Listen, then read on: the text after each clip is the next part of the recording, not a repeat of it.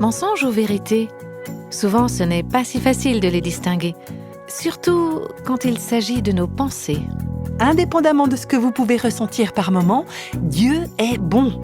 Et qu'on le croie ou non, Dieu nous aime et il aimerait qu'on reçoive cet amour. Voilà les vérités sur Dieu que nous devons conseiller à notre cœur. Voici le podcast Réveille nos cœurs. De nos jours, nous sommes exposés à comme un bombardement de messages de toutes sortes. Alors comment discerner ce qui est bon, ce qui est vrai?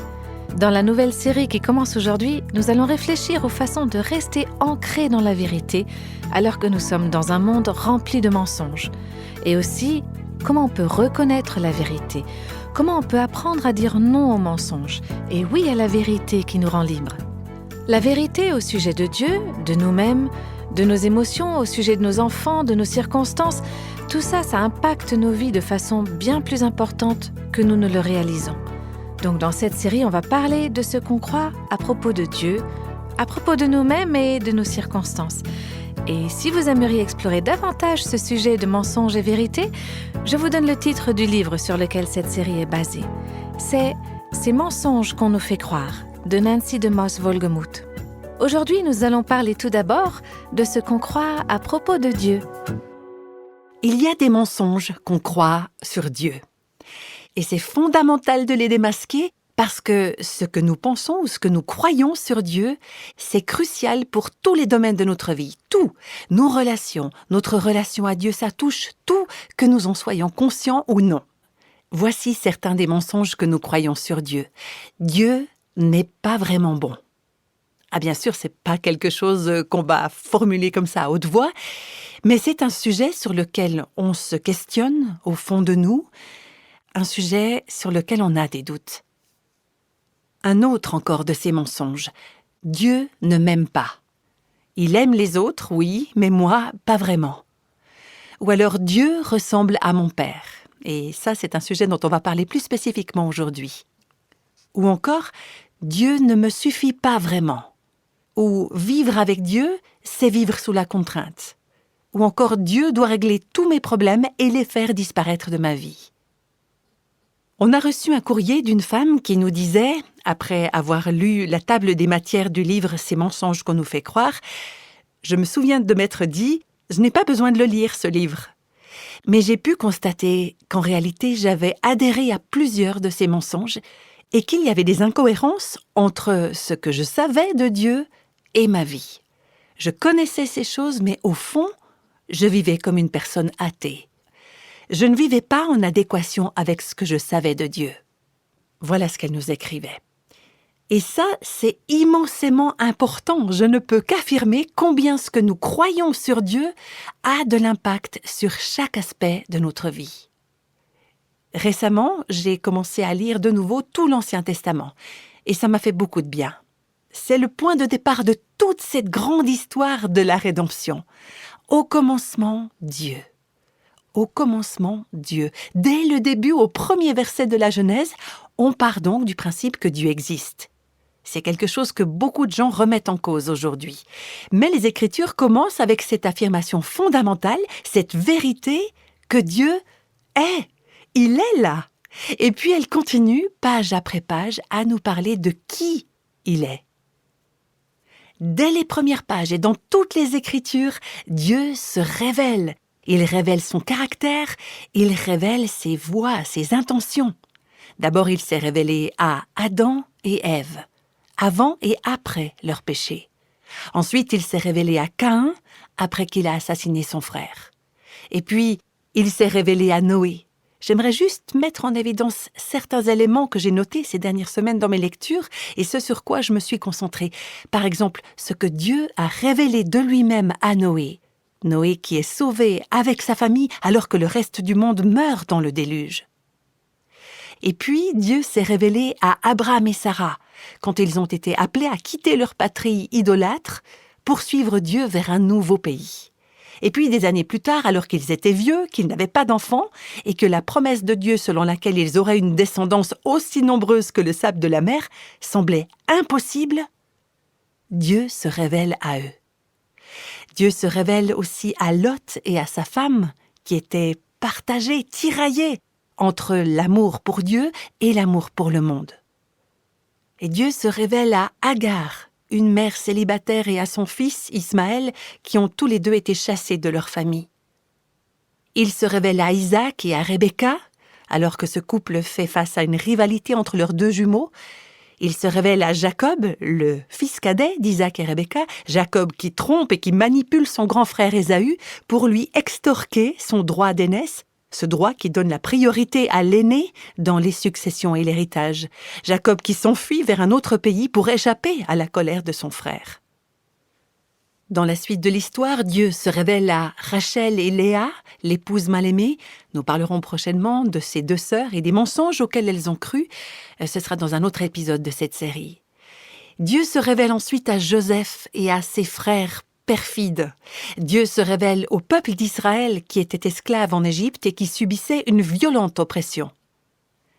Il se révèle à toutes ces mères, ces mamans juives, qui ont à faire face à la mise à mort de leur petit garçon sur la terrible décision de Pharaon, un horrible génocide.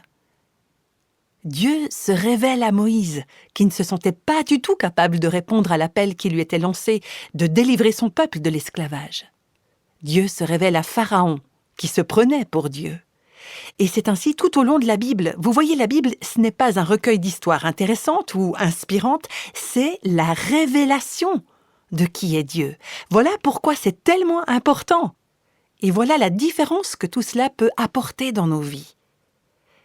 Tout au long des Écritures, Dieu s'est révélé lui-même à ces hommes et ces femmes, et d'autres encore que je n'ai pas cités, en se présentant comme saint, souverain, bon, indulgent, miséricordieux, plein de grâce, sage, puissant, éternel, toujours présent. C'est comme une mélodie qui revient tout au long des Écritures, comme si Dieu nous disait « Je suis avec vous, je suis là, je suis avec toi. Je suis avec toi si tu vas ici, si tu vas là, je suis avec toi. Oui, tu passes par une épreuve, mais je suis avec toi. Je suis, c'est le nom de l'Éternel, je suis est avec toi. Jéhovah, le Seigneur, le Dieu souverain qui se fait connaître à nous. C'est tout ça qui a été essentiel pour ces gens, qu'ils aient cru que Dieu était celui qu'ils disaient être, ou alors qu'ils aient cru sur lui des choses qui n'étaient pas vraies. Ce que toutes ces personnes ont cru a déterminé le cours de leur vie. Et ce que nous croyons aujourd'hui au sujet de Dieu, ça a aussi une importance capitale. Que nous croyions ce qu'il a révélé de lui-même ou que nous ayons des fausses idées à son sujet, voilà qui va déterminer le cours et l'issue de notre vie. Ça, c'est quelque chose que beaucoup de femmes ont découvert au fil du temps en lisant ce livre « Ces mensonges qu'on nous fait croire ». Il y a une amie qui m'a partagé ceci alors qu'elle étudiait le livre avec d'autres femmes. Après le 3e cours, alors qu'on parlait des mensonges qu'on croyait à propos de Dieu, il y a une femme qui m'a avoué en privé quelque chose qu'elle avait caché à tout le monde pendant 18 ans. Elle avait avorté. Et elle a dit qu'elle venait de comprendre qu'elle avait cru au mensonge qui dit que Dieu est exactement comme son père. Et son père à elle, il ne lui a jamais pardonné d'être tombée enceinte et d'avoir avorté. Donc elle supposait que Dieu, son Père céleste, ne lui pardonnerait pas non plus. Et il y a un autre témoignage très touchant, c'est celui d'un papa qui nous a écrit ceci. Le petit ami de ma fille vient de la mettre dehors. Ça fait 2 ans qu'on priait, sa mère et moi, pour qu'elle revienne à Christ. Actuellement, elle vit chez ma mère.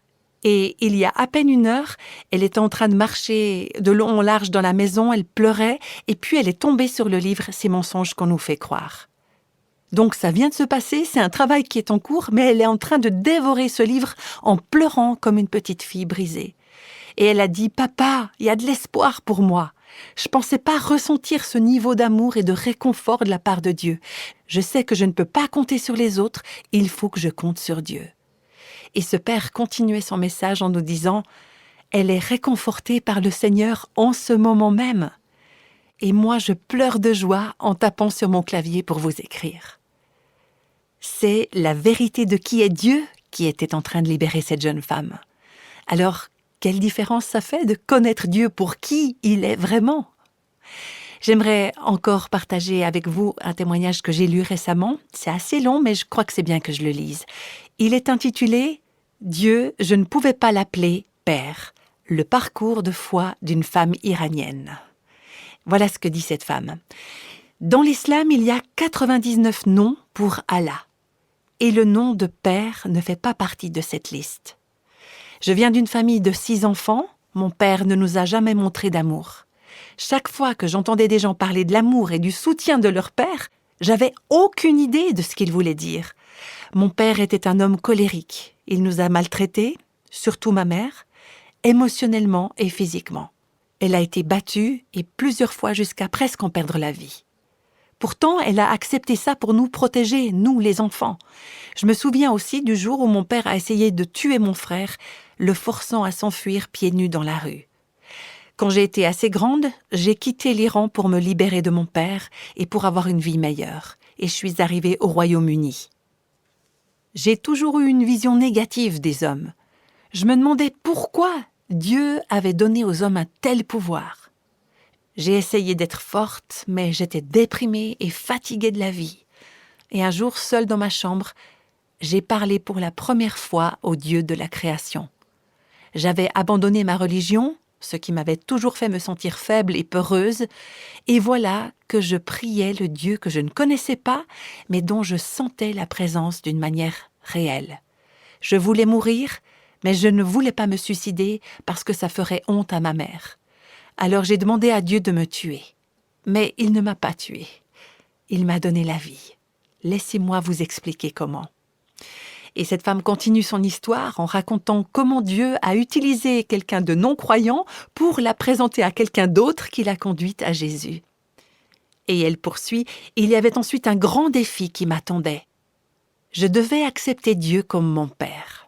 Dans mon esprit, le mot « père », c'était pas un mot qui faisait honneur au Dieu que j'avais appris à connaître.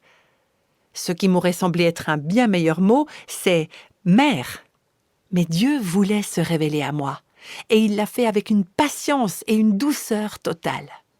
Pendant que j'étudiais la Bible, c'est là qu'on acquiert la bonne vision de Dieu, j'ai vu la grâce et l'amour du Père. Pendant que je priais, j'ai senti l'attention du Père. Pendant que j'adorais, j'ai senti l'étreinte du Père. Il m'a guéri de mon passé, de mon présent et de mon avenir. Il m'a transformée, il m'a même permis de vraiment pardonner à mon Père. Avant, je détestais le mot « Père ». Mais aujourd'hui, j'adore Dieu le Père avec beaucoup d'amour et de passion. Quel témoignage, n'est-ce pas? Et c'est pas fini, à cause de ce que Dieu a fait dans la vie de cette femme en se présentant à elle tel qu'il est vraiment. Il y a d'autres personnes qui ont commencé à être touchées par ce même Dieu. Et voilà ce qu'elle dit encore, cette femme. « J'ai été la première de ma famille à devenir chrétienne. Et quand j'ai partagé l'évangile avec ma mère, elle a dit qu'à l'âge de 60 ans, elle ne pouvait pas changer. Mais au fil du temps, l'amour souverain de Dieu a gagné son cœur. Et aujourd'hui, elle adore Jésus. J'ai partagé Jésus avec mon neveu. Aujourd'hui, il adore Jésus. Quand ma belle-sœur a eu un problème, j'ai prié pour elle en lui partageant un verset biblique. Et aujourd'hui, elle adore Jésus. Ma sœur a vu le changement dans ma vie. Aujourd'hui, elle adore Jésus. Un de mes frères était athée, mais aujourd'hui, il adore Jésus. J'ai vu 11 personnes venir à Christ. Mais mon père ne l'a pas fait. Il avait quitté ma mère pour une femme de mon âge, ce qui a eu comme conséquence d'infliger beaucoup de douleur à toute la famille. Et pendant longtemps, personne ne lui a parlé. Mais Dieu m'a mis à cœur de l'appeler et de lui parler. Un jour, au téléphone, mon père m'a dit qu'il avait un cancer. Et ma mère, qui avait grandi dans sa foi, a courageusement décidé d'aller le soigner sur son lit de mort. 3 jours avant la mort de mon père, je lui ai téléphoné et je lui ai parlé une dernière fois. Et je lui ai raconté l'histoire du voleur qui est mort sur la croix à côté de Jésus. Et je lui ai dit, tu sais, comme ce voleur, tu peux toujours être pardonné. Ma mère était là, et c'est elle qui a tenu sa main pendant qu'il souriait et qu'il demandait à Jésus de lui pardonner et de le racheter. la puissance de la vérité sur Dieu, sur ce qu'il est et qui il est, cette puissance changera votre vie et changera la vie des autres à travers vous. Vous savez, j'ai lu un tweet pendant que je réfléchissais à tout ça, un tweet qui disait « Quand nous sommes anxieux, déprimés ou irritables, c'est probablement parce que nous croyons un mensonge sur nous-mêmes ou sur Dieu. » On va prendre quelques instants pour réfléchir à ça. Quand nous sommes anxieux, quand nous sommes déprimés, quand nous sommes irritables, et qui n'a pas ressenti une ou plusieurs de ces émotions récemment, peut-être ces dernières 24 heures, peut-être même dans l'heure qui vient de s'écouler, anxieux, déprimés, irritables, il y en a peut-être parmi vous qui vivent perpétuellement dans cet état d'anxiété, de déprime, d'irritabilité. Quand nous sommes anxieux, déprimés ou irritables, c'est probablement parce que nous croyons quelque chose qui n'est pas vrai, quelque chose sur nous-mêmes ou sur Dieu. Rassurez-vous, évidemment, nous n'allons pas nous concentrer uniquement sur les mensonges. Ce que nous allons faire, c'est montrer, indiquer la vérité à nous-mêmes et aux autres. Le but de cette série de podcasts et du livre « Ces mensonges qu'on nous fait croire », c'est de vous encourager à chérir ce que Dieu révèle de lui-même et de ses beaux projets. C'est ça le but. Alors tout au long de cette série et du livre, non seulement dans le chapitre sur Dieu, mais dans tout le reste aussi, nous voulons mettre l'accent sur cette vérité que Dieu est bon. Indépendamment de ce que vous pouvez ressentir par moment, Dieu est bon. Et que vous le ressentiez ou non, Dieu vous aime. Et ce qu'il veut, c'est que vous ayez ce qu'il y a de mieux. Voilà les vérités sur Dieu que nous devons conseiller à notre cœur. Et voilà encore une autre vérité, Dieu nous suffit. Dieu est suffisant. Si Dieu est avec nous, nous avons tout ce dont nous avons besoin pour notre paix et notre bonheur actuel. Et non seulement notre paix et notre bonheur maintenant, mais notre paix et notre bonheur éternel. C'est ce qu'on peut lire dans le psaume 23. « Le Seigneur est mon berger, je ne manquerai de rien. » C'est la vérité au sujet de Dieu. Et voici une autre vérité, on peut faire confiance à Dieu. On peut vraiment lui faire confiance. Dieu tient ses promesses. Il a promis de ne jamais nous quitter, de ne jamais nous abandonner. Il a promis que celles et ceux qui croient en lui ne seront jamais déçus. Ça, on peut le lire dans le livre d'Ésaïe, chapitre 28, verset 16. Pourtant, parfois, ces vérités, je dois me les rappeler à moi-même. Peut-être que c'est le cas pour vous aussi. C'est un peu comme une sorte de dialogue intérieur, où on parle à notre âme. « Écoute, mon âme, Dieu, est-ce qu'il t'a déjà laissé tomber ? Eh bien non, mais il y a des moments où j'ai cru qu'il allait le faire. Mais il ne l'a jamais fait. Eh bien non, Dieu ne m'a jamais laissé tomber. Et il ne va pas commencer maintenant. » Donc on doit se rappeler à soi-même ces vérités sur Dieu. Voilà encore un autre témoignage que nous avons reçu. C'est une femme qui nous a écrit, après avoir lu le livre « Ces mensonges qu'on nous fait croire ». Pour la première fois, je comprends et je crois qu'on peut faire entièrement confiance à Dieu. Je suis libre du besoin de comprendre ce monde et ma place dans celui-ci. Je peux me reposer en celui qui possède le monde et lui faire confiance pour me guider, pour me protéger, me réconforter et me remplir de joie. On peut faire confiance à Dieu. Une autre vérité sur Dieu, c'est que Dieu ne fait pas d'erreur. Jamais. Il ne l'a jamais fait et il ne le fera jamais. Il y a beaucoup de gens qui peuvent faire de graves erreurs. On en fait tous d'ailleurs. Et il y a beaucoup de personnes qui peuvent faire des erreurs très graves qui nous affectent de manière significative. Mais Dieu, lui, mène toujours à bien ses projets éternels pour nous, pour ce monde entier, pour toujours et pour l'éternité. Et il n'y a aucun échec, aucun péché humain qui peuvent contrecarrer ses plans.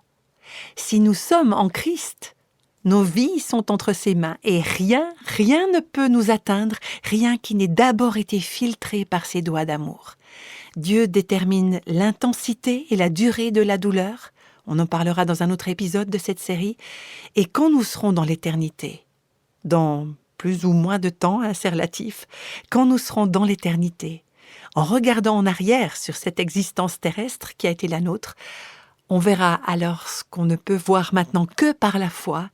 Dieu a bien fait toutes choses. Dans un des livres de méditation quotidienne que j'ai utilisé au cours de l'année écoulée, j'ai lu quelque chose qui a vraiment retenu mon attention. Quand Dieu est votre valeur suprême, votre bien ultime, quelle que soit la douleur qui envahit votre vie, votre joie la plus profonde ne peut être menacée. Alors on peut se demander comment ça se fait ? Eh bien parce que Dieu sera votre joie la plus profonde. Vous pourrez lui faire confiance, vous reposer en lui, vous appuyer sur lui. Parce que quand c'est lui, notre valeur suprême, notre bien ultime, quand il compte plus pour nous que n'importe quoi ou n'importe qui d'autre sur cette terre, alors peu importe la douleur qui peut envahir notre vie, peu importe sa durée, notre joie la plus profonde est assurée. Elle ne sera jamais menacée. Et je vous invite à prier avec moi maintenant. Seigneur, aide-nous à accueillir, à embrasser ta vérité. Que nous soyons dans des circonstances difficiles, dans des situations douloureuses, avec peut-être même des années de péché qui ont été commis par nous ou contre nous. Seigneur, utilise cette série de podcasts pour nous aider à te connaître, à savoir qui tu es vraiment et à réaliser que tu nous aimes et que tu as d'excellents plans pour nos vies et pour ce monde et qu'on peut te faire confiance, quoi qu'il arrive. Nous te prions au nom de Jésus. Amen.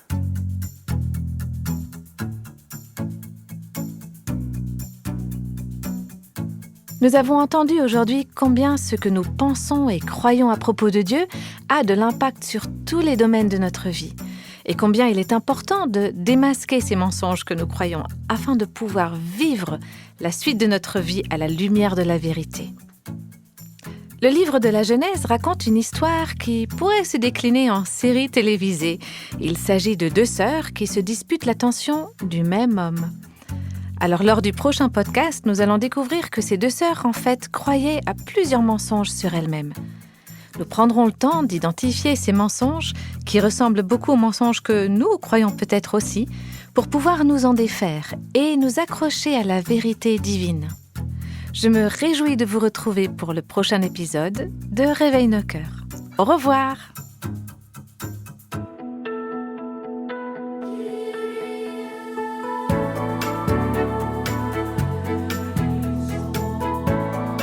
Tous les extraits de la Bible sont tirés de la version second 21. Réveille nos cœurs est le ministère francophone de Revive Our Hearts, initiative de Life Action Ministries avec Nancy DeMoss Wolgemuth. Avec les voix de Christine Raymond et Jeannette Kosman.